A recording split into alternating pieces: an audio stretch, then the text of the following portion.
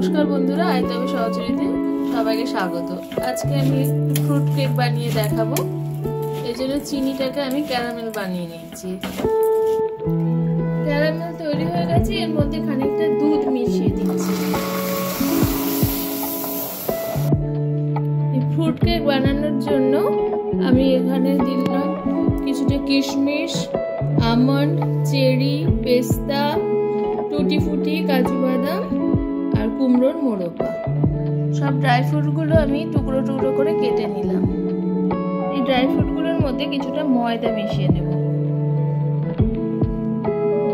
ময়দা মেশালে এগুলো একদম সম্পূর্ণ নিচে পড়ে যাবে না কেক। একটা পাত্রে আধ কাপ মতো আমি কনডেন্স মিল্ক নিলাম। এটা সম্পূর্ণ নিরামিষভাবে কেকটা বানানো হচ্ছে। এর মধ্যে আমি সাদা তেল দিয়ে দিলাম কিছুটা, আধ কাপ মতো দিলেই হবে। এবার ভালো করে এটা মিক্স করে নেব। এটার মধ্যে আমি ক্যারামেল, দুধ সমেত ক্যারামেলটা দিয়ে দিলাম। এবার এর মধ্যে 1.5 কাপ মতো ময়দা দিয়ে দিচ্ছি। অল্প অল্প করে দিয়ে মেশাবো।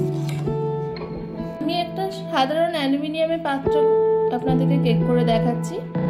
কিছুটা তেল দিয়ে দিলাম। আমি বাটার পেপার দেওয়া যায়, আমি এগুলো কিছু করব না। তেলটাকে ভালো করে মাখিয়ে নিচ্ছি। এবার বাটিটার মধ্যে কিছুটা ময়দা দিয়ে দিচ্ছি। ময়দাটাকে আমি চারিদিক দিয়ে এভাবে ছড়িয়ে নেব।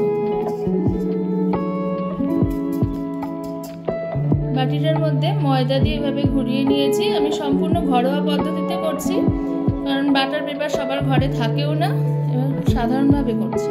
এর মধ্যে কিছুটা নুন দিয়ে দিচ্ছি, 1 চামচ বেকিং পাউডার দিয়ে দিচ্ছি আর 1/2 চামচ বেকিং সোডা দিয়ে দিচ্ছি। আর ভালো করে মিক্স করে নেব। 8 চামচ মতো ভ্যানিলা এসেন্স দিয়ে দিলাম। ড্রাই ফ্রুটগুলো যেগুলো ময়দা মাখিয়ে রেখেছিলাম এগুলো আমি দিয়ে দিচ্ছি। এগুলো মিশিয়ে নিলাম। এই ব্যাটারটা একটু গাঢ়ই করতে হয়, নাহলে ড্রাই ফ্রুটগুলো সব নিচে পড়ে যাবে। ওর জন্য ব্যাটারের থিকনেসটা ঠিক এরকম। এবার এই ব্যাটারটা কেকের পাত্রে ঢালছি। কিছু ড্রাই ফ্রুটগুলো সাজানোর জন্য দিয়ে দিলাম। এবার কিছুটা ট্যাপ করে নিলাম, বাবলসগুলো যাতে না থাকে। কড়াইয়ে কিছুটা নুন আমি গরম করতে দিয়েছিলাম।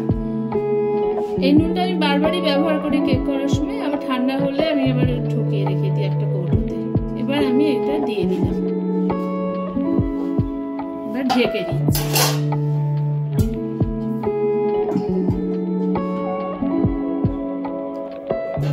আমার ভিডিওগুলো আপনাদের ভালো লাগলে অবশ্যই লাইক, কমেন্ট, শেয়ার করবেন আর সাবস্ক্রাইব করবেন। কেকটা হয়ে গেছে, প্রায় 50 মিনিট মতো লাগলো। এই টুথপিক দিয়ে আমি দেখে নিচ্ছি এটা সম্পূর্ণভাবে এটা হয়ে গেছে। কেকটা ঠান্ডা হয়ে এসেছে। এবার ধারগুলো একটুখানি এরকম করে নিচ্ছি। এবার এরকম ভাবে কেকটা বেরিয়ে আসছে।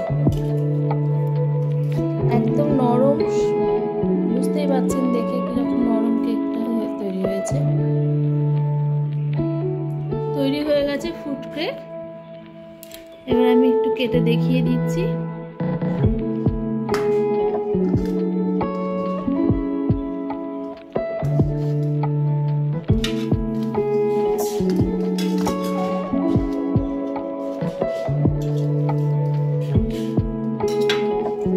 দেখুন কত সুন্দর নরম কেকটা তৈরি হয়েছে। আমার ভিডিওগুলো আপনাদের ভালো লাগলে অবশ্যই লাইক, কমেন্ট, শেয়ার করবেন। ভালো থাকবেন। নমস্কার।